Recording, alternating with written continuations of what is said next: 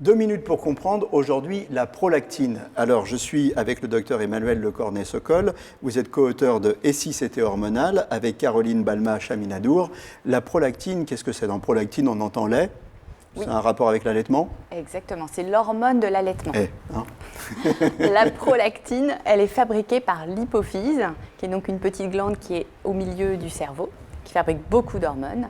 Et même quand on n'allaite pas, on en fabrique un peu. Donc même vous aussi, vous en fabriquez en toute petite quantité. Oui. Mais on ne sait pas trop à Je quoi suis pas elle égoïste, sert. moi aussi je fabrique de la prolactine, bien sûr.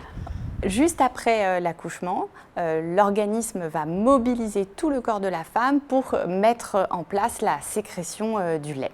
Et en fait, comment ça se passe? Quand le bébé va téter le sein, au niveau du mamelon, ça va activer des neurones qui vont être directement reliés au cerveau et donc entraîner une sécrétion de prolactine qui va activer l'éjection du lait dans le mamelon. Donc c'est vraiment un système fermé.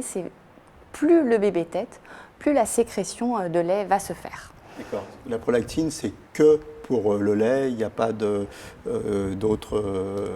utilités, il n'y a pas... Non, on n'en connaît pas naturellement son utilité, à part dans l'allaitement.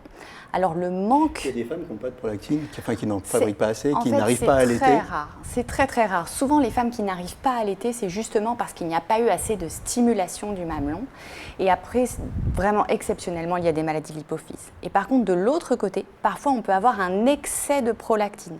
Souvent, ce sont des petites boules, on appelle ça des adénomes à prolactine, qui au niveau de cette hypophyse se mettent à en fabriquer trop. Et là, ça peut être aussi bien chez les hommes que chez les femmes. Chez les hommes, ça se manifeste essentiellement par des problèmes de libido et chez les femmes par des problèmes de règles, elles n'ont plus de règles et donc ça peut être un diagnostic avec des médicaments. Ça se soigne très facilement et très bien de nos jours. Voilà, vous savez tout sur la prolactine.